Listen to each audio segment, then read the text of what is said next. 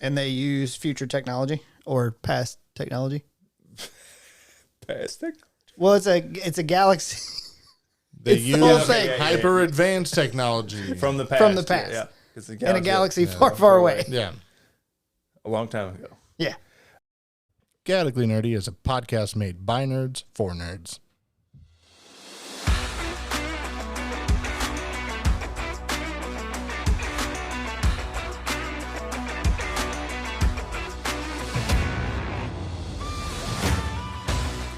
This podcast is made by adults, for adults, and children with bad parents. Adult language will be used and adult situations may arise. Listener discretion is advised. Hello, everybody, and welcome to another episode of Chaotically Nerdy. On this week's episode is me, Cassian. Me, K2SO. Me, Luthen. Okay. We all got names out. No, actually, it's Tyler. Jarrett. Ethan. I don't know why I pointed like it matters. You guys know Luthen your names. because it's like my name. It's Luthen, Ethan. Yeah, that's close enough. You're like, oh, Ethan. I just want to be Alan Tudyk. Well, also robot. I mean, Alan Tudyk's great. Very versatile. Yeah, he is. this is only my second favorite role is him as the robot. Please, what's your first? Firefly. Okay. Well, there's so many options. Sure. I was like, Yeah. mine's Hey. I know there's a lot. What? Hey. Yeah, I The could see chicken that. in Moana. Yeah, but I mean, that doesn't even, I mean, yes, but No, it counts. I know it's him. It counts. Yeah, just like Vin Diesel and Groot. I mean, Yeah, It counts. it counts. it's not really. We are Groot. Yeah, I also not like really. him as King Candy. Yeah, he's really good. He's a very good. Candy. Yeah. Yeah, he's good in a lot of things. This just is. I love the robot. Robots are And good. Robot. But still, I still like him better in Firefly. Gotcha. He's still really good, like every time. Oh yeah, He's in he does a anything. phenomenal job. Even Yeah. acting. Yeah, He like there's the show. Is it Resident Alien or just Alien? I don't know which one. Resident. oh, he's hilarious. Yeah. Oh, it's great. I've Yeah. not watched it. I've just really? I've just Yeah. seen clips It's pretty good. and seen enough. I mean, it gets exhausting because the way the story is after a little bit, but From what I heard, the premise kind of just goes away. Like, it does. Like, That's why it's premise is an kinda alien trying to blend and be human, and then I guess like a season 2 that just like they just He's an alien. yeah. Yeah. So, if So, if you're there ran for out of- that, it's kind of like okay. They sure. ran out of ideas so for how to. it's funny. Well, His like- interactions are really funny. He does a really, really hilarious job. Yeah. Well, it's Alan Tudyk. He's what was the other one he was in? Tucker and Dale versus Evil. Yeah. He was fucking hilarious in that too. Anyway, back to the point. We're going to talk about Andor season 2. Yep. If you haven't watched or listened to season 1 or our podcast of season 1, you can go find that. I don't know the name of it, but I think it has. Or Rogue One. This ties directly in. So we didn't do an episode on Rogue One. We didn't. No, I think we tied that into like a Star Wars we did. episode. Yeah, we talked about it. I know that we talked about it. I just don't know how heavy we went into it. I have no memory. We did like a multiple Star Wars episodes, and I know Rogue One was tied Bro, into I've that. slept since then. As a I vibe. can- A couple times, yeah. Many moons ago. That was like early, Yeah, chaotically nerdy. It was pretty early. That was the before times. It was. I'm trying to see if we have. Before the dark times. Before the Empire. Yeah. Yeah. Also, I guess I forgot everything about. I'm gonna blame it on the drugs because you've forgotten a lot of shit lately. I have forgotten a lot. That's also why there's a note down here at the bottom. The very last bullet point is I only got to episode 8, but I watched a 7-minute recap, so we're good. You're not good. I but mean, okay. I mean, we definitely talked about it because how could we not talk about Star Wars movies when we did Yeah. without talking about Rogue One? I'm Yeah. just trying to So think of in the It has context we would the have. literal best scene in Solo? all of Star Wars. Maybe. We talked may about talk- we talked about. I'm Solo. trying to think of what would have come out that we would have had to talk about it. Well, all the mainline movies were done by the time. Oh, we were just covering Star Wars. I think we did that Yeah. with Avengers, like Marvel stuff. It was that's what I'm saying. We were doing just Star Yeah. Wars because it was like our early practice episodes. Which, by the Yeah. way, if you want to go listen to those, you can. They're just like titled Star Wars bullshit and stuff like that. Yeah. Marvel Phase 1. Please hold on to your seats because Be it's kind. not going to be good. Be kind. Although people have been listening to, somebody has been listening to a lot of our older stuff. Oh God. Like they're going through. no. So This is not chronological. You don't have to listen to it in order. yeah, Yeah, you skip just to the listen shit to, you like. listen to whatever. yeah, it's absolutely true. The only ones that are chronological are like season 1 to season 2. I'd suggest you start at the end of an episode so that you don't have to listen to the whole thing.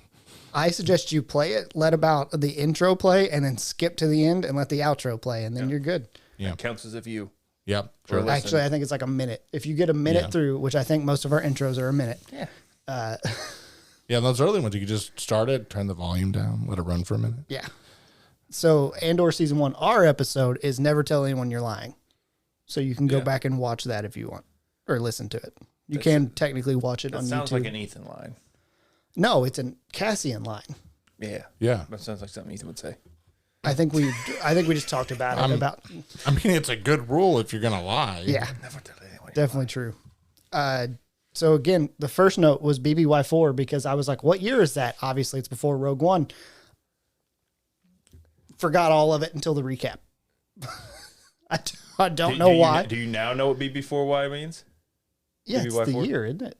But do you know what that means? Like in the scale of... What the BBY means? Fuck no. Before Battle of Yavin. Okay. So before episode 4. Yeah. Gotcha. This is how the entire... Don't ask me why they did this. It's a really confusing, starting point. Well, I understand why they did it logically because it's the first movie. Well, no, that's not the only thing. Now, because prior to this, they've had little skirmishes here and there, but the rebellion wasn't actually in full rebellion, wasn't like boots on the ground type rebellion up until the attack on Yavin. Yeah. After that, they gained a lot more momentum because they destroyed the Death Star. Yeah. I mean, spoilers, but I mean, it's from the 70s. So they destroyed the Death Star, and then so it's before the Battle of Yavin because that is the turning point from the Empire existing to the Empire on the downhill run. Yeah. Yeah. I just think it's funny that if you go look at any, something from, Old Republic, it's still, 1,000 BBY, and you're like... That's their... Listen, some people have I know. BC. It's BCE now or something. BCE and AD. Yeah. Yeah. Some people have that. Not AD. Some people choose... It's something like that. Whatever it is, BC AD if you're born before 2000. Yeah. I don't remember what it is now. I don't know. I don't care, to be honest with I you. don't remember. Ashley would know. Yeah. But she's she not would. here. Yeah. Nerd. I need a recap for the show. Not really. I do. Because I forgot everything that happened in the first season. That's because you've been doing drugs. Yeah. I don't know that it's 100% the drugs because we're also going to talk tonight when we're recording. We talked about Castlevania. We're going to So talk what do you about remember? Castlevania. What do you remember happening? Cassian rebelling. That is like... It also probably didn't help that you did not rewatch it whenever we did the episode. Yeah. So it's... Well, been I've years. only watched Andor season 1 once. I've only watched Andor season 2 0.75. So this is 3 years after the end of season. So 1 year. Yeah. They have they have a couple time jumps in this season. Yeah, they do. Because the thing is that they had 5 seasons planned and pitched. It was the pitched. Yes, they had 5 seasons pitched, but then they had to condense it down to 2 seasons. Yeah. After they had 5 seasons planned after they made season 1. Yeah. And so they had to condense those 4 seasons down into 1. So they had to cut and every three episodes, every batch of episodes takes place in a year up till the Battle of Yavin. So first 3 is 4, second 3 is 3, third 3 is 2, and then the last one is literally days before the Battle of Yavin. Yeah. So the kind of trick with this season is it starts enough time after the season 1 that you're seeing the people that you just met at the rebellion at what's the name of the planet at the end of season 1? Ferrix. So the rebellion on Ferrix was ended by the Empire. Yeah.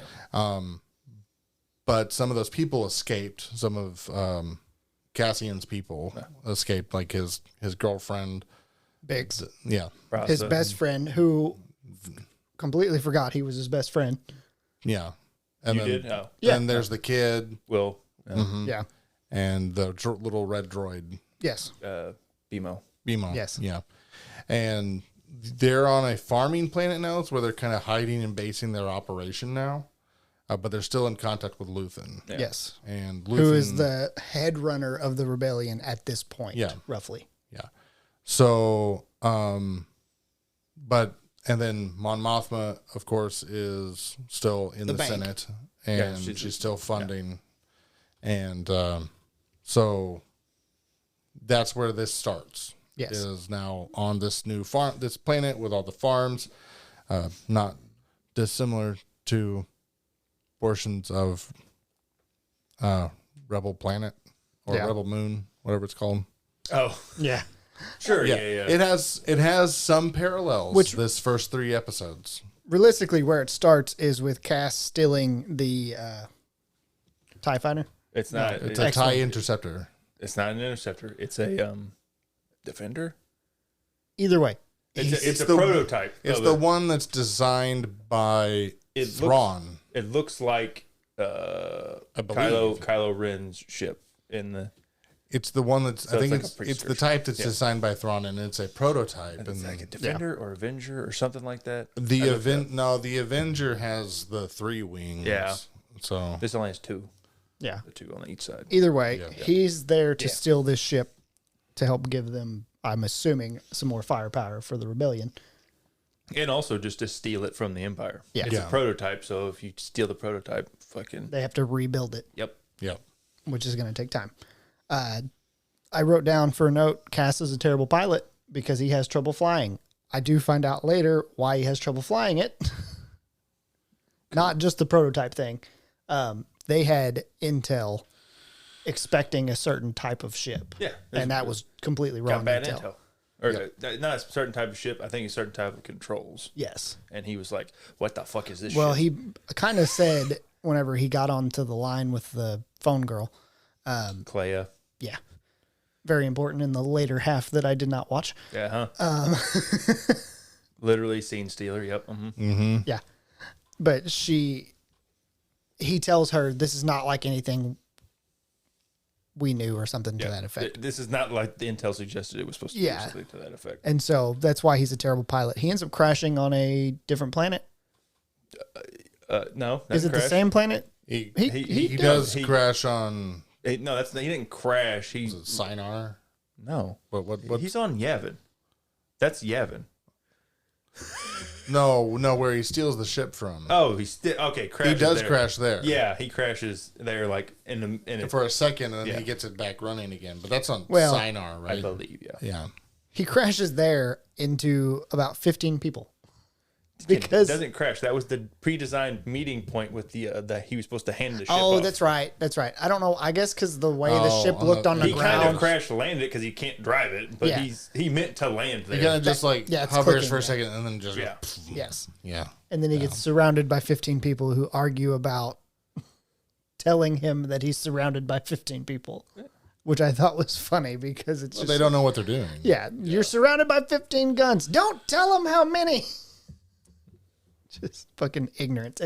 It seemed like a D&D party thing to me. Kind of. It's also there just to show like this is at this early point in the rebellion how unorganized it was. Yeah, inexperienced and unorganized they are because these are they're mentioned in the first season. My pay is like Saw Gerrera, like one of those outcast like pop-up rebel units that's like extremists or whatever, you know. Yeah.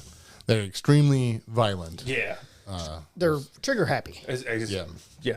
Because of inexperience. Some of them fucking killing just a random guy that's they've stumbled upon. Yeah. They're like, oh, fuck you, you're idiots. And then at some point we go to the marriage of Mon Mothma's kid. Yeah. And the daughter is like, he's such a child, and is like bitching about him, and then goes, he won't hold my hand. And I was like, it's kind of an arranged marriage, is it not? It is. No, it's okay. arranged. Yeah. I thought it was. I mean, but she also kind of agreed to it, but yeah. It's really neat, though. That's why I really like the shows, because you're seeing different planets that are already part of the Star Wars world. Like we saw Sinar, and now we're seeing Chandrilla. Mm-hmm. We've never seen anything about Chandrilla, period. Okay. Just basically what some of their people are wearing. Yeah. I mean, basically, you see Mon Mothma, and that's about it. And I guess I'd have to look it up, but I thought there was another senator from the movies that was, I'm sure, from Chandrilla. Like, was it the Chancellor before Palpatine? Valorum? He might have been from Chandrilla. I don't remember for sure. But they kind of dress weird, almost Roman-esque. Mm-hmm. Yeah. But it's really neat to see the other planets, what they look like, and do that. I wish they would do more of that. Yeah. Instead of just showing a bunch of desert planets. Yeah. Yeah, because they all look the same. Yeah. But that's also why they do it, because that's easy to... Yeah, they just go. They go to Tunisia. And they're like, done. We got it. We got all the desert. They just pick a different desert and make it look slightly different. Yeah. It's still just go sand. to fucking Arizona. It's fucking sand. Sand. Go to Arizona. Give us course. Like a rocky desert, not a sand desert. Right. Yeah. And then we do go to the farming land. And we may have before then. I just happened to catch that they were illegal aliens farming. And I was like... No, it goes from like because they're like... He crash lands and then like it cuts to the farm area sequence. Yeah. And that's where I sat there and went, well, I know her. And then I didn't remember either of the guys for whatever reason. But to be fair, Will does look different now. If you go back and watch season 1, he looks like a fucking baby because he doesn't have any facial hair. Okay. Of course, the facial hair he has in season 2 is like, I mean, it's peach fuzz. It is, but it's just, he looks weird. It's enough to make you be like, that could be somebody different. I watched season 2, went back and watched season 1, and I was like, the fuck? Will looks stupid. How long has it been? It's been 2 years. 2022, 3? I think it's 22. I mean, since they recorded it, it was probably 2 or 3 years. I mean, it's a long time for someone that age. Yeah, it's 22 that it came out, so they were recording in 21 probably. But yeah, if not earlier than that. But that Brasa, I was like, Brasa. Yeah. I didn't remember him whatsoever. Really? He works as a minor. I mean, he's not really important in the overall story of season 2 anymore. He's the one that tries to stay straight-laced and looks after Andor's mom. Yeah. When take care of everyone while Andor is supposedly going gallivanting around and getting himself into trouble. Essentially starts the riot at the end of season 1, throwing the brick and shit. Yeah.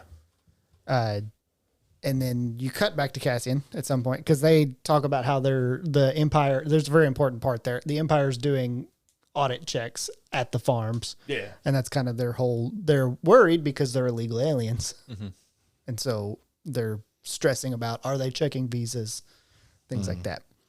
And then you cut back to Cass, who is prisoner on a ship, and the people know that the ship shoots lasers and goes, let's just turn it. So they tie a bunch of ropes around it to try. You forgot this point. At this point, they split up into 2 groups. Yeah, they have. Where one half has the ship and one half has the pilot, Cassian, and they're like trying to use the TIE ship to shoot the other ship. Yeah, and they're just pushing it. Yeah, they're pulling it with ropes. I don't know about that. They said it was super slow. They're like, it's like a centimeter an hour. Yeah. That's basically... That is that much. I know. I know. I'm not even sure they could do that. Well, because they said something about like they were going to have 15 hours to basically devise a plan to stop them. I was like, this is dumb. Yeah. Oh, it was real dumb. That's why I wrote it down, because it was so dumb. It was dumb. And then we go back to the wedding venue. Yeah. And they're talking about, Mon Mothma's talking about being part of their greatest tradition. And I could think was... Is this when they're walking up the mountain? I think so. That's the greatest tradition. I get that. The marriage but walk. It's like, as they're talking about it, I was like, what's your greatest tradition? But also... Greatest tradition. But also it's partying. Yeah. That is really the greatest tradition. I'm not so sure about the dance scene. Well, okay, honestly. so let's. It wasn't the worst thing that's happened in Star Wars by any stretch of the imagination, but it still kind of strange. There's another line that comes out of Mon Mothma's like, you should be happy. My mother was drunk when I got married. Yeah, her daughter's just a savage. Yeah, but here's the thing. Like, I wish you were drunk, mother. Like, Jesus. Weddings are happy things, typically. People drink at those things, and people get drunk at those things. Arranged marriages were not always. I know. Well, not even on the regular happy thing. Especially, like a high-profile person such as Mon Mothma to be like publicly intoxicated and, like that. Yeah. And we have, like, I like the way that they did Mon Mothma because she's like this high moral figure in the stories, and she's like, so she's kind of held to a different standard, but she's not really great at being a mom. No, she's really bad at being a mom, honestly. Well, she was probably never trained to do that, and it sounded like she didn't have a good example of a mother. No. Yes, those are the two things. And then she's also been a senator for, at this point, 20-something years. Yeah. Which was probably cutthroat to start out with, and it just gets worse and worse as you get through the you were empire. a 16-year-old senator and had to go through a coup, overtaking a government, essentially. Yeah, there's a lot. Everybody'd be dead. Like 16-year-old me had no patience. It would be like you step out of line. I'd be the Empire. Let's just be honest. I'd be bad. I would not be senator long. That's fair. I would be overthrown so quick. It's also unclear, like, do they have elections on these planets? Like, it just seems like they're like you're senator and you're just senator for like life. So there are guidelines that the Republic gives out. Mm-hmm. They are not standardized. No, it's honestly the different. It's just like you make up your own rules. The different planets, different cultures. If they have more than one planet in their culture, they still only get one senator. Yeah. So the different represented populations get to choose or don't get to choose how they choose their representative. Like so Naboo actually is chosen by the people somewhat, but the delegates are chosen by some sort of weird, like, the delegates that get to be voted on are chosen by specific weird, almost like astrology type things. Yeah. So and basically, they specifically exclude Gungans. Yes. Yeah. They don't actually. They just did that before episode 1. Yeah. After episode 1, they do get a representative. Yeah. It's funny because it's almost like they send out a letter and say, like, here's your rules. And they flip open the rules and it says, pick a leader. And that's all it That's why that's because it's like, Mon Mothma has literally been senator for like 25 years or something. Yeah. The thing, though, is that they do that on purpose because Alderaan, another example, is the only people that could be chosen to be senator from Alderaan have to be from the small selection of noble houses. And then the noble houses are the only ones who get to vote on it. So it's just aristocracy. Yeah. It's just like the House of Lords, right? Gotcha. So they get to choose their own way because the reason for this is, if I remember correctly from the lore stuff, the reason they do this is because they don't want to step on people's culture. So they don't want to force them to have to make these democratic decisions if their people decide that they would rather have more bloodline-based, more religion-based, So they have different cultures that have different views, so they just say, basically, you have to follow our rules to be a part of the Republic, and you have to present a delegate if you want to. I guess they don't even have to. They just are part of the Republic at that point. So, it's there's a reason for them not having like standardized democratic a system elections. for it. Yeah, makes sense, kind of. Then we go back to I'm trying to think of how to phrase it. The planet where Cass is captured. Air quotes. He's only captured for a little bit. The two groups decide to go out and try to settle things. Yep. To which Cass then breaks out in the midst of it and gets back to his ship and flies away. But as they're trying to settle things, they decide to settle it with rock, paper, scissors. That's Roski rules, sir. Yep. Yeah, but There's some sort of snake or something. And that's my question. Is Roski Rules the game, or is there a certain set of rules within the game? That's a great question. I have no fucking clue. Because they also had seconds for some reason. Yeah, it was why they weren't weird. Playing. I don't understand. They didn't really finish anyway. No, they definitely But didn't. I was like, why do you have seconds? Like, if you get out, like, does that matter? I'm like, I don't. And then they're dead. I'm like, who fucking? Is it like spades where? I don't know. Got to count tricks. Who knows? I don't know. The next point I have is the Doodar. The Doodar. The Doodar is the animal that killed them while they were playing the game. Does it say that? It absolutely. If you have subtitles on, it says the Doodar in quotation marks and says grunting. Doodar. What the fuck? That's why I wrote it down. That's almost Doodar. as good as jizz. Yeah. That's almost as good. Jizz, yeah. I don't know why. Forget about jizz music Jizz. all the time. Jizz is played by a fizz. Yeah. It's also played by a skin flute, but I mean, almost wish I was lying. No, you don't. it's such good knowledge to have. Yeah. It's awful. It It makes me wish I didn't know how to read or listen. It's jizz. It's played by a fizz, and you also have in the band. You also have an omni box. Fucking Omni box. So you have a box, and There's a box that has jizz from a fizz.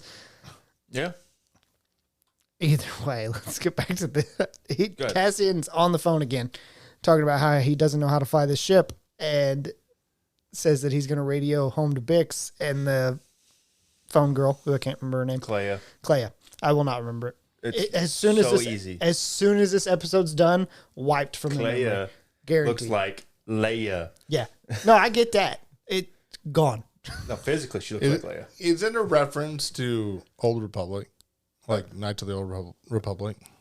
Is there a Clea? I think so. I have no idea. Either way, tells Clea that he's going to try to radio home to figure out something else. And she says it won't work. And he's like, why? And she just doesn't tell him. And he goes, well, fuck, I guess she doesn't really know why. She knows it's a lockdown, but she doesn't know why. Yeah. Because there's a lockdown. She can't get information. She's like, can't get through. Don't know why.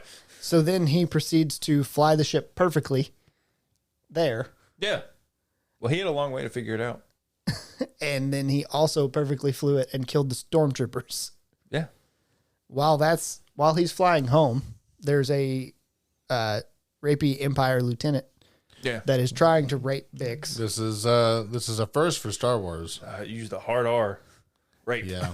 I mean, no, they said the word. Yeah, it was they like, said it. We're like, whoa. Yeah. Whoa. So Star Wars has had obviously murders, genocides, and child killing, right? But they've never had any on screen anything sexual close assault. to sexual assault, and because there's not really that much. it's new territory. Sex. Yeah. There's not lots of kissing. Not lots, but there's kissing, but that's about it. There's really not a lot. I mean, hold on. How old? How old was Padme? Which time? Which time? She's a cougar. Like the first. The first time they kissed, he's 19. Okay. And she's 29 or something, or 26. What? In episode 2. Episode 2? He's 19. He's 18 or 19. Okay. She's in her mid-20s. No. Legal. No, because when they first met, she's he 14? was 9, she was 14. Okay, yeah, so she's early 20s and 24. Early 20s. 24. Yeah. 23, 24. Yeah. Yeah. And then episode 3 comes around and it's actually he's almost 30, she's in her 30s. Gotcha. No. Yeah. Episode 2 comes around, it's only 3 and 3. No, episode 3 comes around. Yeah. She's supposed to be 30. Closer, 27, 28. I thought she was supposed to be 30. No.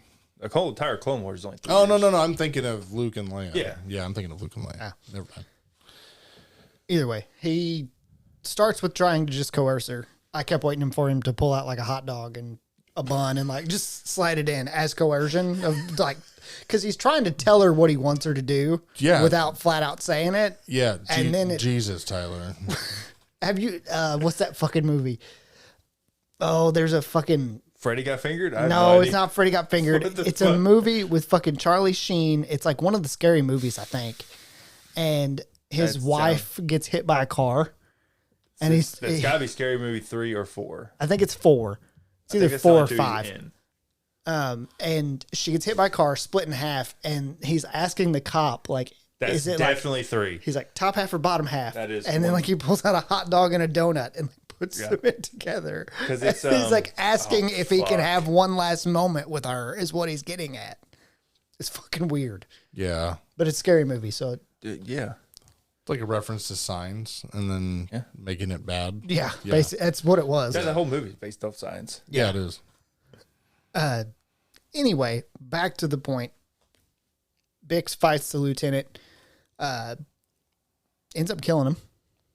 There's a young boy outside who was his driver. Yeah, his driver just waiting. And he starts screaming for help on the radios. We got shots. Or not shots. He called him before that. He's like, we got like a disturbance or something. Well, because like... he hears them like thrashing about inside. I think he hears... Does he hear shots fired? Does he shoot at her? He calls him before that. Then he calls back and says, like, shots fired. Yeah. He's like, hey, we need help out here. We get like a disturbance. Yeah. Because he hears beating and banging going. Yeah, basically. Like, Jesus. And then she steps out and kills him too. Yeah. Right? Mm-hmm. At that point, Brasa like shows up and she's like fucking, and he's like got the gun pointed on him. Yeah. And then she's like shoots him in the back. Yeah. No, Brasa doesn't show up. Brasa's at a different point. Will shows up. I was like, somebody shows up. Will shows up because she tells Will to get the speeder. Yeah. Because they see Cassian flying in around that time. Brasa hops on his speeder because he's at a different area. He's at the general store. He starts, because he's at the whole time this is happening, he's berating the shop owner of the general store. Yeah, to give him a cover. To give the shop owner a cover for. Yeah. Because like he gives him like, the shop owner gives him like a nod, like thanks for.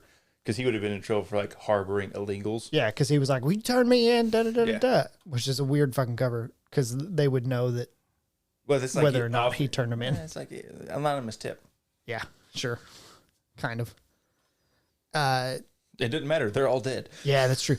Brasa then drives away on his speeder, and we see a stormtrooper finally hit a shot.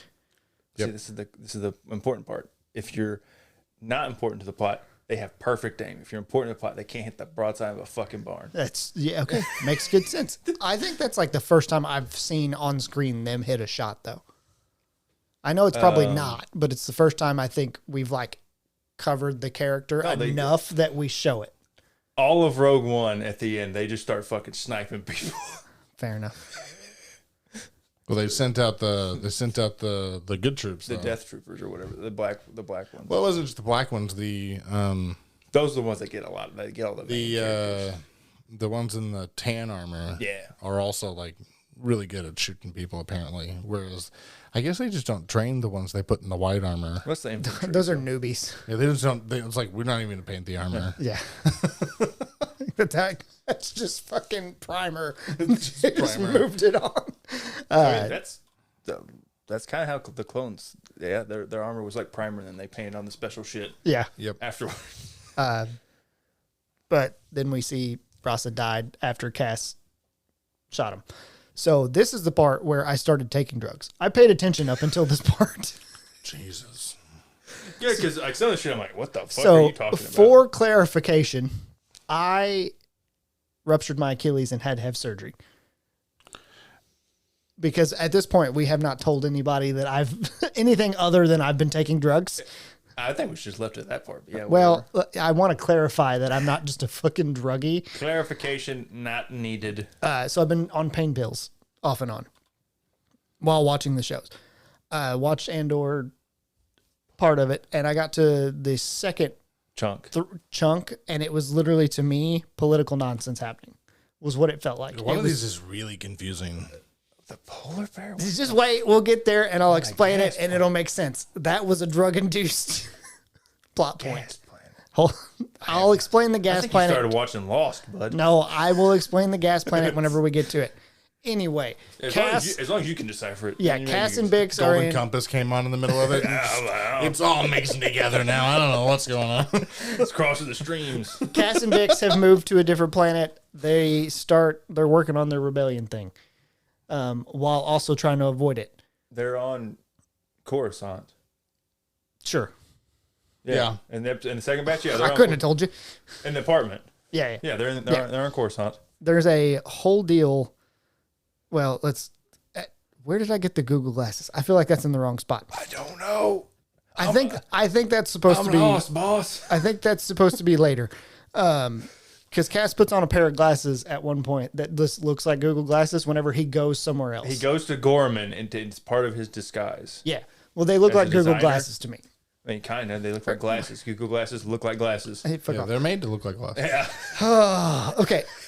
Anyway, this whole time, Forrest Whitaker is... He's not wrong. Okay. Yeah. Tell me I'm lying. Go on. I'm glad he remembered Forrest Whitaker was in the show. Yeah. Yeah. That broke through somehow. It's the voice. It sticks out. It's the eye, first of all. God. Nobody will forget Forrest Whitaker eye. It's true. He's got Will training on how to make a bomb, right? Is it a Okay, bomb? that part, I'm not actually sure what the fuck they were doing. They're like hacking something. Like, what they call That's okay. So it's the same explosive that's from Mandalorian when Bill Burr was on there. Okay. Yeah. Okay. So that stuff that they were transporting in there, that's the same explosive that they're using here. Yeah, he's So trying. they're actually trying. I think they're torpedoes. Yeah, I think Okay. he's trying to hack something or something. He's basically trying to like get into it so they can use it. I don't know exactly for sure. That's fine. Good enough. Yeah. Also, somehow, fucking, he just breezes shit. He's like, Yeah. That's the gas that I'm talking about, is how, because Will is working on it. He has a fucking mask on. They do a pan shot over a group of people who I'm assuming is Saul's people. Yeah, probably. And there's a fucking white figure that looks like a fucking polar bear Chewbacca to me. It's not. No, I don't. I know it's not a polar bear. It just, as I seen it, drug-induced vision went, that's a fucking polar bear. I think the name of that race starts with a T, and I can't remember what it is. Doesn't matter. Either way, that's where the polar bear came It's from. not a tauntaun. That's where the... what do they kill? What's the thing he kills? In episode wampa? 5? A wampa. It's not a wampa. It's kind of a white polar bearish figure. Okay, either way, that's where the polar bear part comes from. Sure. Then they show Will and Saul down there. Will has a mask on. Saul does not. And You forget what part where we spent like 2 episodes. Will's trying to teach the guy, and and then Saul shoots him. That's not important because he shoots him. What's the point of fucking training him if you kill him anyway? The guy was betraying him anyway. yeah. Yeah. Was he though?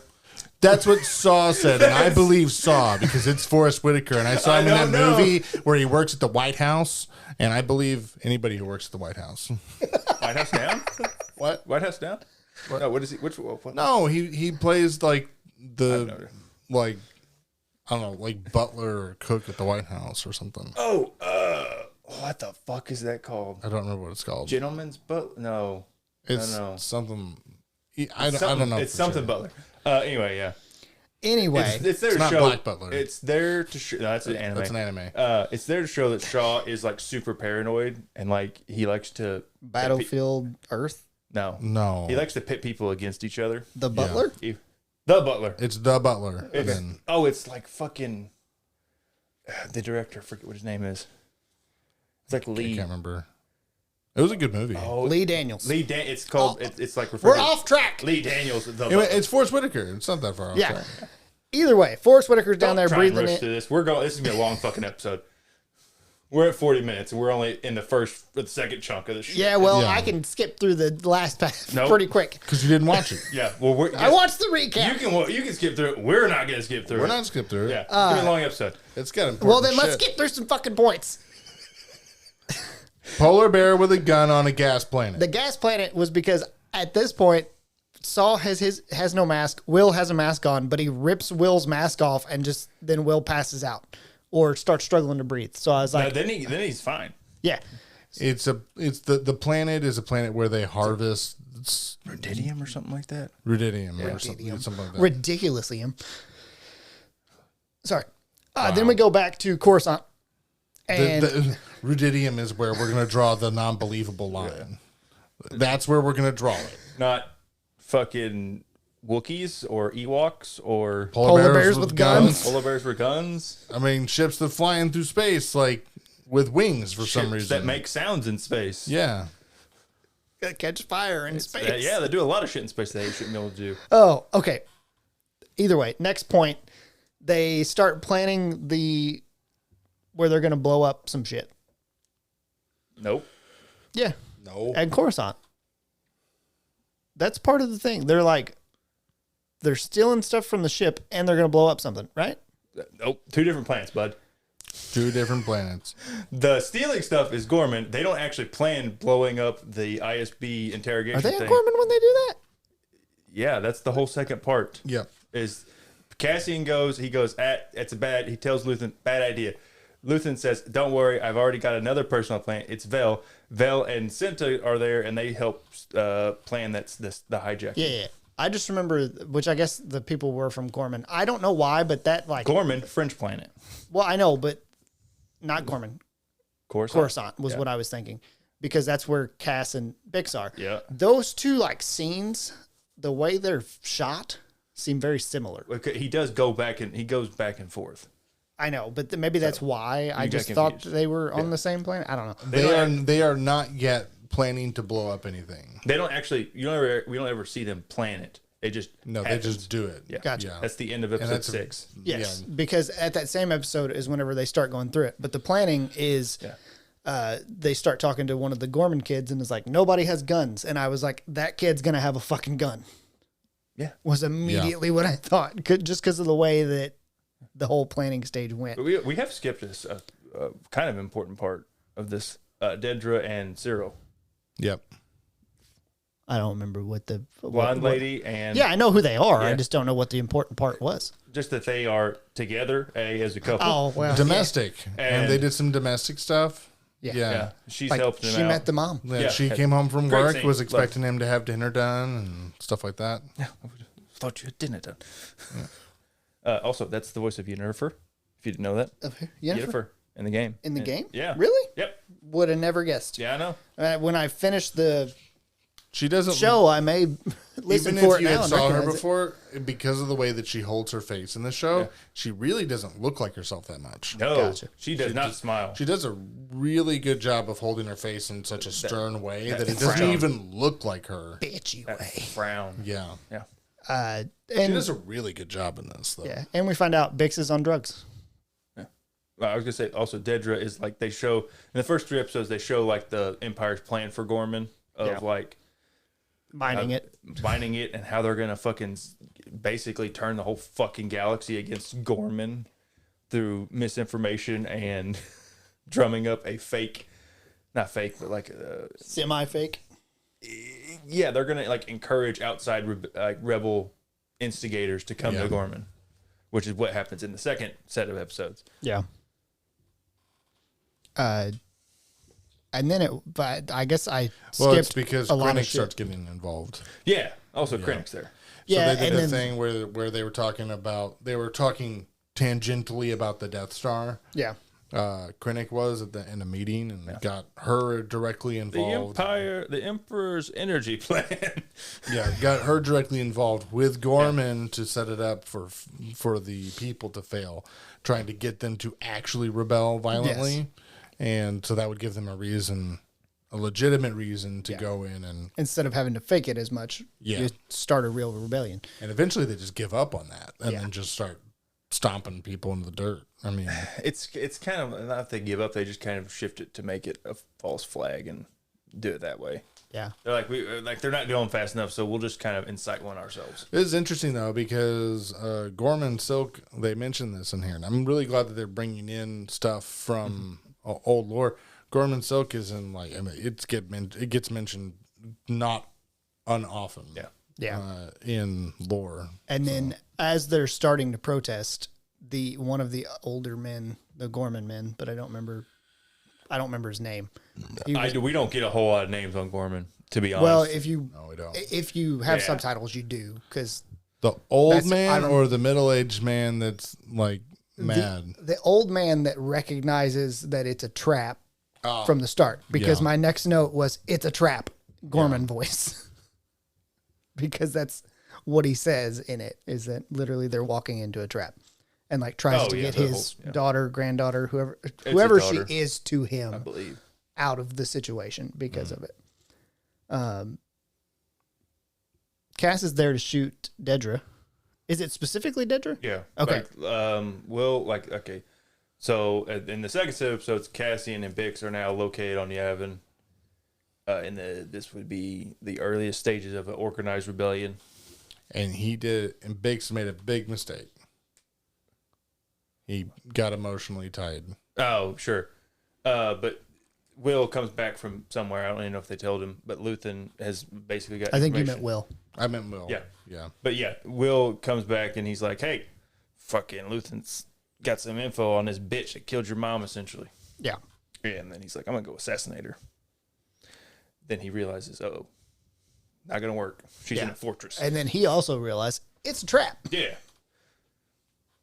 Too late. Too late. Like, way too late. They've stoked the fires well enough. They're already rioting in the square of the town. Yeah. And Cyril is there because that's where he works now. Yeah.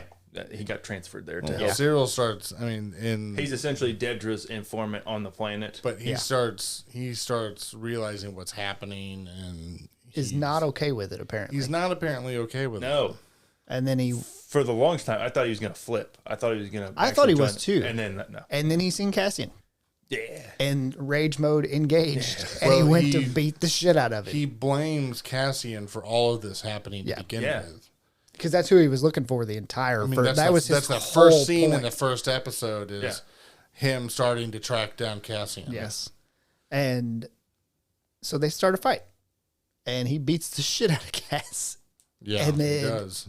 Cass looks at him and goes, "Who are you?" That cut deep. Yeah. Then it did not for long because he gets shot in the fucking head. Yeah. He doesn't even remember you, bud. Yeah, he gets domed. But to my note of Cyril like beating the shit out of Cassian, I put, when did Cyril become a man? He was an imperially trained. Yeah, but I mean, I'm not even talking about the fighting. I'm just talking about how aggressive he was. Oh, because he was like that happens when you get pegged by Dedra. I mean, wouldn't have pegged you as Dedra. We all know that's what's happening. Yeah, she gives severe Dommy Mommy vibes. Yeah. If she would rock a cutoff, you would see the muscles. But she's part of the Empire. She can't. Nope. Yeah. Long sleeves and button ups. Pretty much. Even Cyril's mom knew that her dick was bigger. Yeah. Yep. Because she didn't even argue with her. Nope.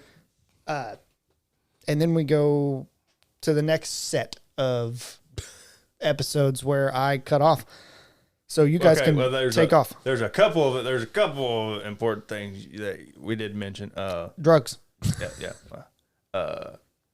Cinta dying in the second set of episodes, real sad. Mm-hmm. Vel gives a really great speech where she dresses down the guy that ended up shooting her. Yeah, that was great. Great shit. Mm-hmm. The entire false flag part of the Gorman massacre. Yeah, the reporter standing in front of it just. They don't understand it, but then the fucking. I remember what his exact title was, but he was part of the security force that was sent there, like the main one that was sent there. They brought these newbie officers out and like put them out in the front just to get murdered. Yep. And then not only that, had a sniper dome one of them, just sniped it off. I'm like, oh my god. Definitely kicked some shit off. And then granted, could have shot anybody and it probably would have set some shit off. But no, they wanted specifically them to target an Imperial so that way they had and get it. Well, yeah, on camera. Yeah, that way it looked like it was them. Yeah. The entire Gorman crowd when they started chanting from the chant to the singing. Oh yeah, they did start singing in French. Yeah. The first appearance of K2SO. Yep. Mm-hmm. Yeah. Where he gets fucking chopped in half. Yep. By the same dumbass that killed Cinta. Yep. Redemption is what we call it. No, you absolutely do not call it redemption, but that's what it's meant to be played as a little bit. And then that gets us kind of to episode 9. Will stays on Gorman for a little bit more. Yeah, because he's got a girlfriend. Yeah, his second girlfriend of the show. That's also blonde. He's got a type. He's got a type. He's got a type. Nothing wrong with that. He goes back. So does he makes it Does Cassian makes it back to? No, he goes back to Coruscant. Yes. He doesn't go back to Yavin yet. He goes back to Coruscant because I guess he's checking in. But then Luthen finds out that Mon is going to give a speech that's going to denounce this atrocity on Gorman, and he's like, "All right, it's fucking time. She's got to go. She's got to leave. She's going to be enemy number one." And he's like, "Cassian, your job, bud. Step up." Yeah, but like Bix is stuck in like the room. In the room on Coruscant. She's like stuck there and waiting for them to come get her. Bix, no. Not Bix. That's that second set. Or the last set. Yep. Fuck. Yeah. Yeah. Your notes have got me so confused on this. My bad. But yeah. So he's like, and then I did think about just like uploading what I had to start with and then being like, hey, somebody pick up on that. I thought about when I seen that, what they were. I'm like, God, I might have to finish this. But it was 8:30, so I was like, yeah, don't have time. But Luthen finds out that Bail is gonna help her get off the planet. He's like, "Don't trust Bail's team. They got a mole." Yeah. It turns out they do have a mole. But then Cassian does end up getting her Mothma. Yeah, Mon off the planet in a great tense scene. Oh, it was good. And she's like, "Why? Like, kills the guy?" Oh, she's like you haven't seen it, but she is like. I might have seen it if it was important. I watched the recap. I don't. I may, but she's like objectively horrified about some of the stuff he does. Like he kills the driver. Not only the driver, but he kills the mole that was there to kill her. And she's like, "Oh my God!" Then she's like, "Oh yeah, that's whenever she like realizes she can trust." Not that, but yeah, she's still shocked. And they go outside, and they're walking up to her driver, who's a ISB plant, and he's like, "Can we trust him?" Nope, he's a plant. He's like, "Okay, what's his name?" Clovis. "Hey, Clovis, I found her. Just pulls a gun out, pow, shoots him in broad daylight. Yeah. And she's just like, her mouth is gaping wide open. She's shocked. And then it's like, he's like, "Yeah, welcome to the rebellion." Welcome to the rebellion. There's a funny thing that Ashley noted for that scene is when they do the big pan out from it with them running down the stairs and stuff. There's people just kind of meandering down. I've also seen that. They do just not like, give a shit. They're just lazily walking down this like catwalk that they just saw Cassian murder the driver on. Ah. Yeah, it is. You can see some people like on the upper part, like they're running away. They're running away. People away. on the lower part are just like, oh. They have the just shit happens attitude. Of course, some people die every day. Kind of, yeah. Not in this part, but yeah. No, lower down. Yeah, the nice part, people don't die every day. Yeah. Then that gets us to episode 10. Yep. Which is now another year later. Yes. Yep. I'm trying to think. You also had me fucked up. I'm trying to think of what happens. Sorry. Should we just play the 7-minute recap through the recording and let this guy talk for us? Oh, and here it is. At the end of episode 9, when they get back to Yavin, Bix is left. Yeah, that's right. Because Cassian can't both be in the rebellion and be with Bix because he's like, if Bix is there, he doesn't want to ever leave her. We find out why later she left, though. I'm not even sure if she knew at that point. She might have. I don't know. That's not really clear. Yeah. Oh yeah, she leaves. Yeah. I'm watching the recap without words. Oh, jeez. I'm trying to remember. My brain cannot remember. They are. So, and then, okay, I remember. Episode 10 starts out with Luthen meeting up with his ISB mole, Lonnie. The guy who got to learn about the reading tablet. Yes. Yeah, we missed that whole scene of when they had to take out the... Yeah. This was such a great scene of her fucking just like, "No, Lonnie, stay." Yeah. So scary. But Luthen meets up with Lonnie. He's figured out he's actually hacked into Dedra's log and has found out like all about the Death Star. Yeah. So he tells Luthen everything, and then Luthen... And it's like, thanks. Luthen says the magic word, "I'll get you to Yavin." And as soon as he said that, Lonnie was dead. I knew he wasn't... Because they protect Yavin like it's fucking the capital. Yeah, as soon as he told him the name Yavin. Yeah, you're never. Yeah, he was never making it off Coruscant alive. No. And then he goes back to his antique shop, and Dedra comes in like shortly after he gets there, like almost immediately, and he's back there already like destroying because he knows like. It's like pouring solder on a circuit board. I mean, that is absolutely what it is. Because he knows he's burned essentially. Yeah. Like he's gonna get off the planet. Yeah, and then Dedra basically stops him. As soon as he sees Dedra, he knows that he's not going anywhere. Yeah. But he does that before even like he walks in there, starts destroying shit because he's like, all right, I'm leaving. And then he tries to kill himself. Yeah, with the Chris knife. Yep. A very similar looking. And they use future technology or past technology. Past technology. Well, it's a galaxy. They use hyper advanced technology from the past. From the past. Yeah.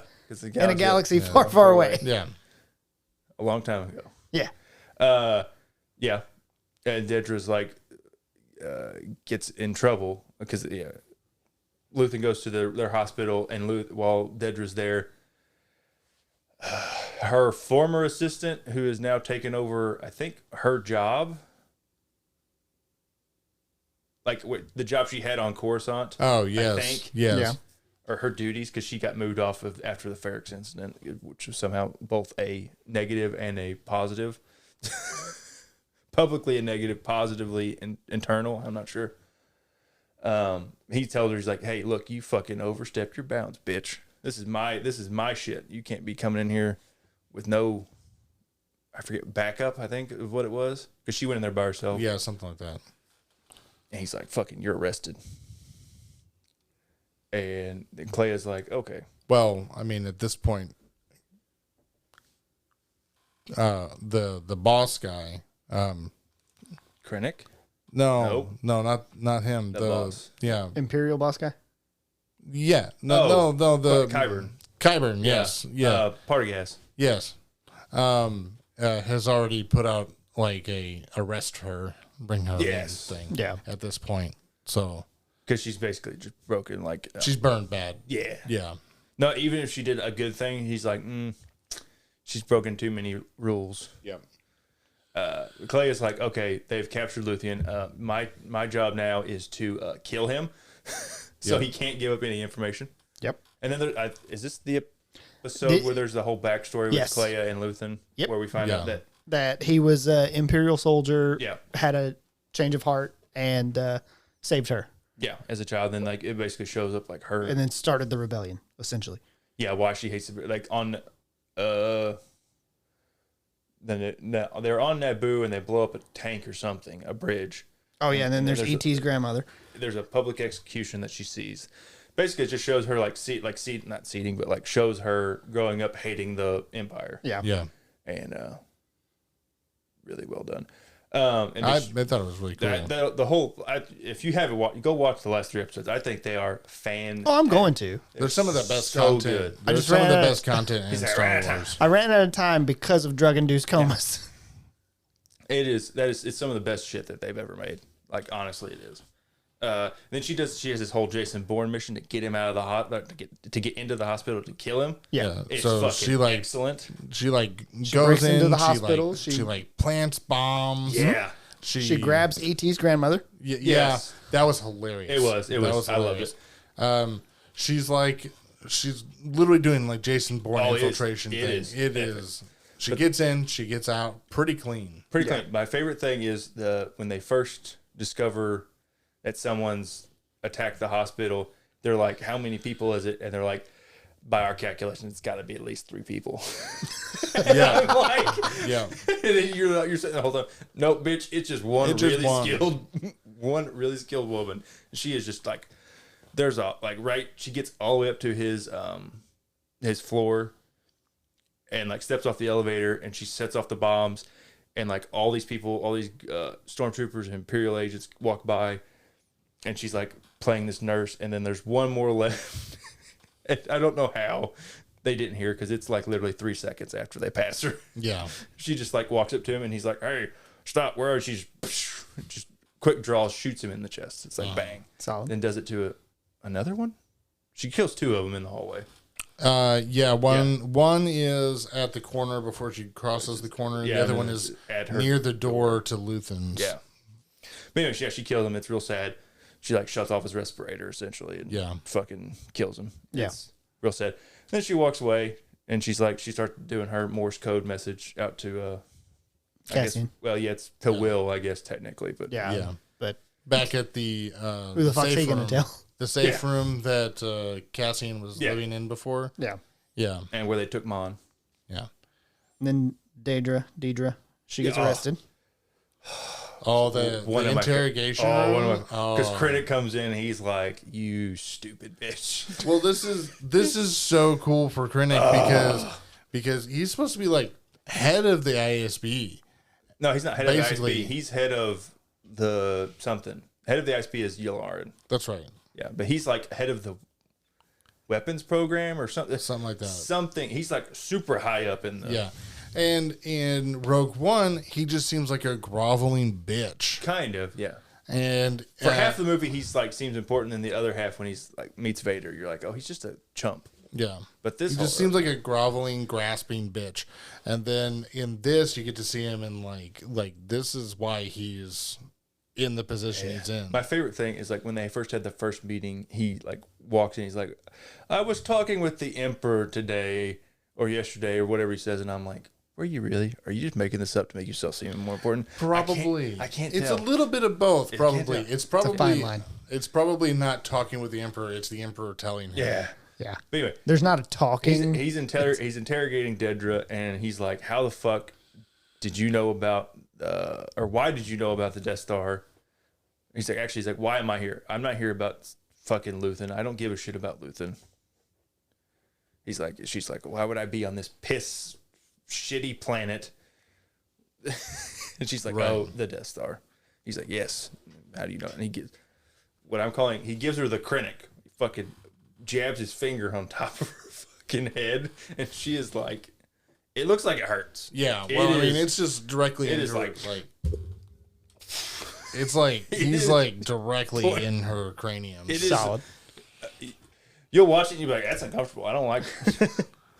And he like grabs her head from behind, just like staring in her eyes, like it's like yelling at her. Oh God! It's this is why I love Ben Mendelsohn. He's so fucking good. I'm really glad he got a time to really shine with this character, because in interviews after Rogue One, he talked about it, about how he felt like he wanted more room with that character, and he just didn't have it in the show. Yeah. So in the movie, and then essentially, he tells her that Lonnie had her info, and he's like, "You dumb bitch, you've screwed up everything." He's like, "Now I've got to go to somewhere." He says he's got to go somewhere. I think he said he's going to Jeddah or something. Yeah. I can't remember. I just watched Rogue One. Where the fuck? He said, now I have to go to Yaddle. Yeah. Yeah. Which is where... But that's where the engineers for the Death Star. Yeah, that's where Galen. Yeah. And then Cassian and K2 and Melshi. If you don't remember Melshi, he broke out of the prison with Cassian. Okay. And then Cassian gives him the gun he took from Cyril. Gotcha. And then Melshi dies in Rogue One. Off screen. Yep. Solid. But they all decide, fuck it, we're gonna go illegally, at least by the rebellion standard. We're gonna take a ship and go to Coruscant to go get who they think is gonna be Luthen, but it's actually turned out to be Clea. Mm-hmm. And they get there to Coruscant, and Clea's like, this is the big one. This is everything. Yeah. This is it. This is everything. We're done. This is everything Luthen's been working for. But they send the replacement ISB agent with some troopers to go and clear out the. He figures out. He asks Dedra how the fuck to track them, and they go through.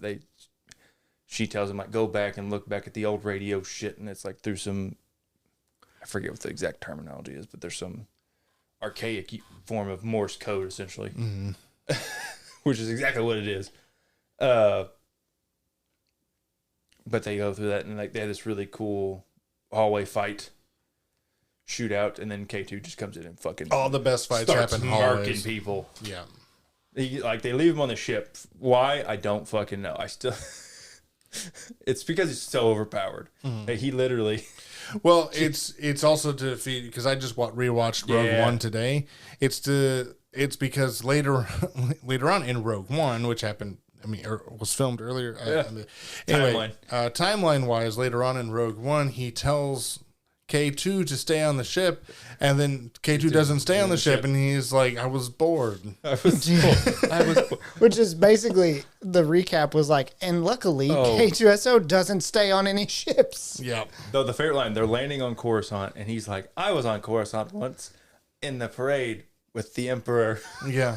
Which is... He talks about the Emperor, and for like just a split second says, it was glorious. It was glorious. That's great. So good.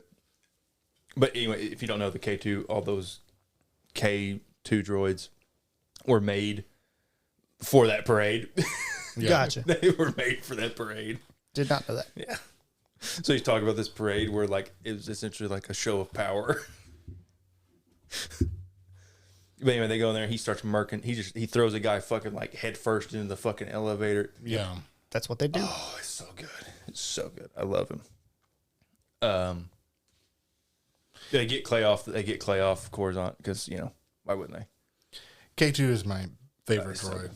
I mean, it's followed shortly by IG. Yeah, but K2 is my favorite. Yeah, K2. It's the attitude. Yeah.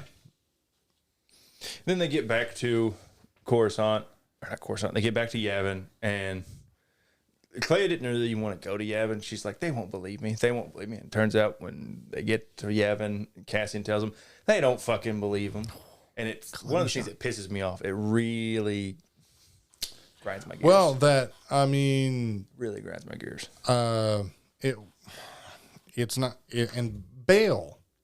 Organa. We haven't talked about that. They recast Bail because Jimmy Smits was unavailable. Yeah.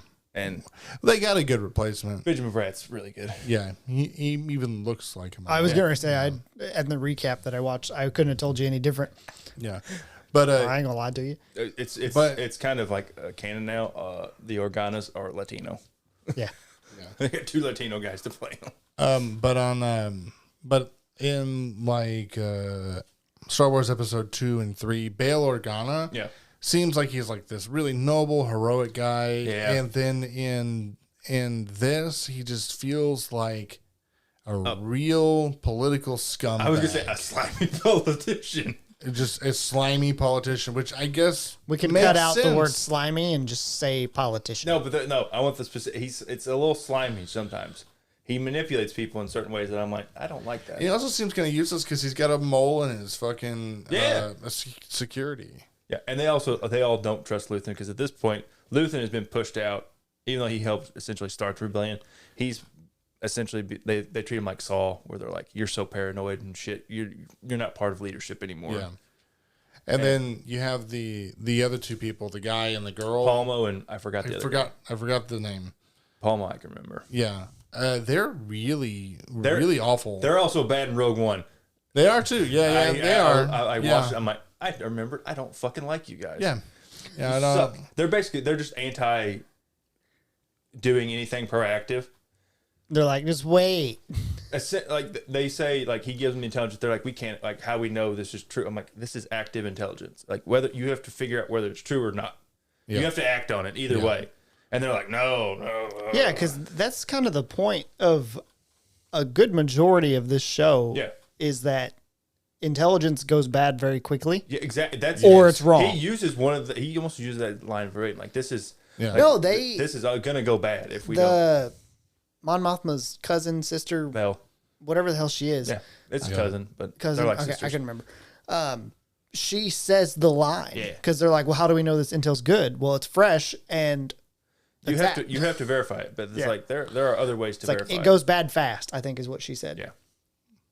And Well, and then that actually applies to Rogue One as well, because the same thing happens to Jyn whenever she gets back with her info. Same thing. It's like 2 days later. And then Cassian's like, well, fuck that, because we're going to act on it right now. Yeah.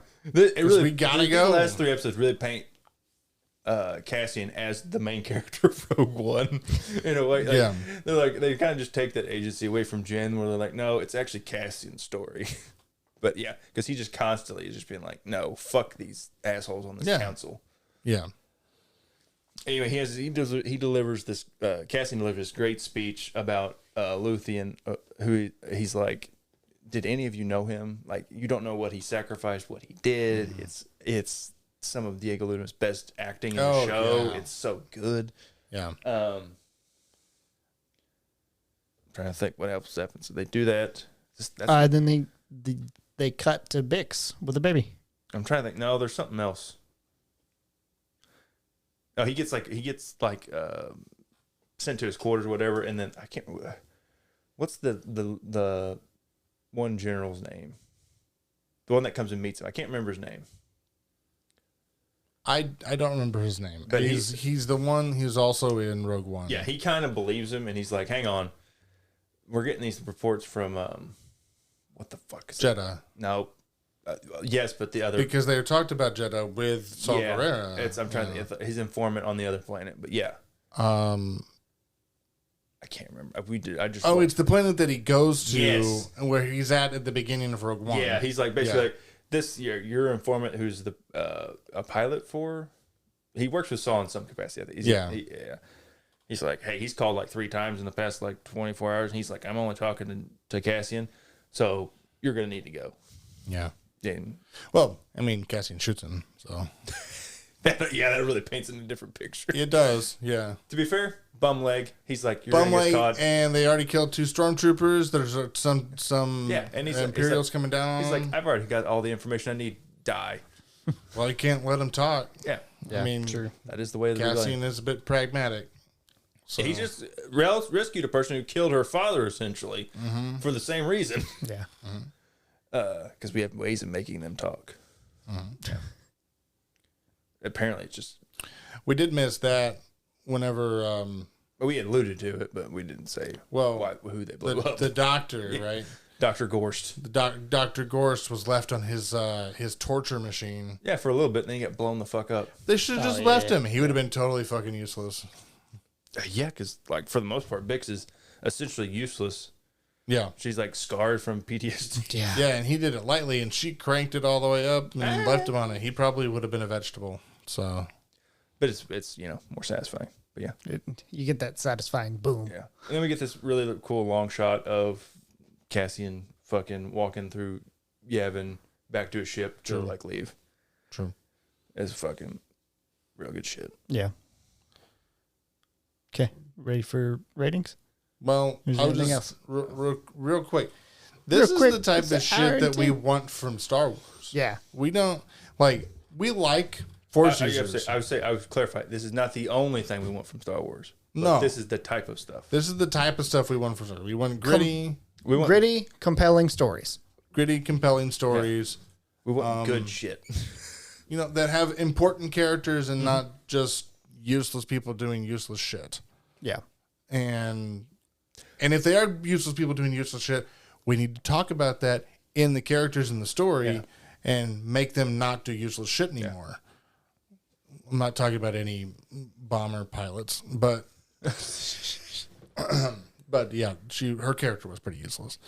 And it just, those are wastes of time that, we're watching the show. Of course, we're putting time in, but at the same time, we want it to be interesting. Mm-hmm. Yeah. And not just fluff, right? Yeah.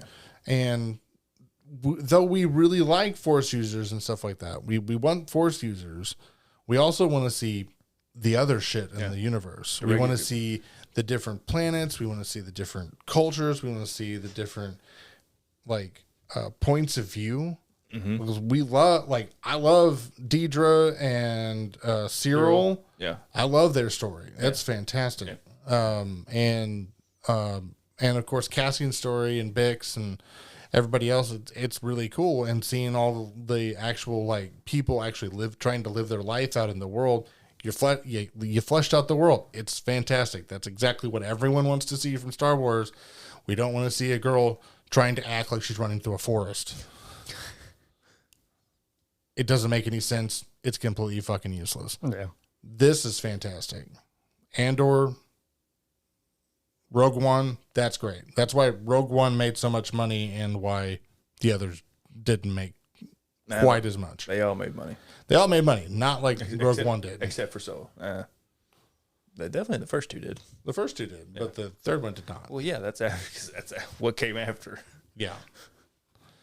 Yeah. Okay. I was gonna say, like, Tony Gilroy, he needs to be working on something else because goddamn, this is some good shit. I want it. I want to find out about some Bothans. Oh yeah. I want to find out about some Bothans. I'd watch the Bothan Spies because we have plenty. We have plenty of characters left that are left alive that we can follow. Between Mon and Vale and Clea and Will. Well, Wedge Antilles. I'm saying a whole Rogue Squadron. Just characters that are alive left in this show. Yeah. That we know that you can use as either main characters or side characters to like transition into. We got plenty. Oh yeah. It'd be good. Now to the ratings. Okay. So season 2, episode 1 is a 7.9. Episode 2 is a 7.5. Episode 3 is an 8.6. Episode 4 is a 7.9. Episode 5 is an 8.2. Episode 6 is an 8.7. Episode 7 is an 8.4. Episode 8 is a 9.7. Episode 9 is a 9.7. Episode 10 is a 9.6. Episode 11 is a 9.4. And episode 12 is a 9.5. So it clearly ramps up and gets better, which also might have played into something as to why it starts a lot slower, and it builds. It's also harder to. There's not really a super consistent through narrative because it's 3 or 4 different snapshots of years. Yeah, the narrative is the 3 episodes, and then it kind of just jumps to a new-ish narrative. I think they did a really good job with compressing it. Yeah, as good as they could. Yeah, Jarrett, you're up first. Okay, this is I believe I haven't gone back and rewatched or re-listened to every thing I've ever rated. I'm pretty sure this is the highest thing I've ever rated. Okay. 9.75. I think that's the exact rating you gave something else pretty recently, but I don't remember. Yeah. No, definitely not recently. I have every rating I have, and I don't have anything in my phone that's a 9.75. It has to be over 2 years ago. There was something. Nope. I can't remember what it was, but I've given several things 9.5s. But not 9.75. The only reason it's not a 10 is because of the first 3 episodes. I don't like the Cassian plotline.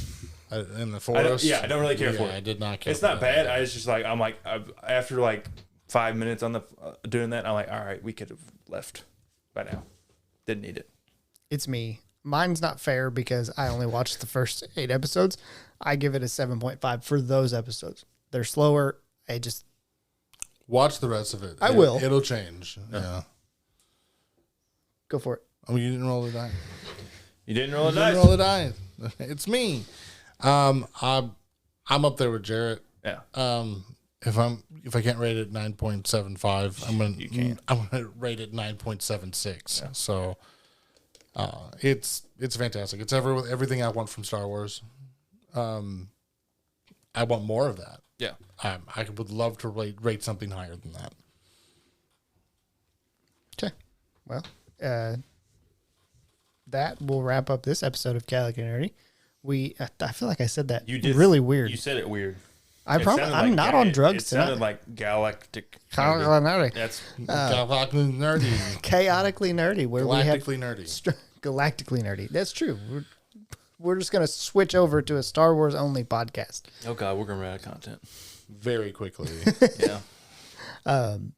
We appreciate you guys listening. Use the link in the description. You can go to our Discord and tell us what shows and everything else you want us to watch next. And we will catch you on the next one. Yeah. Maybe. May the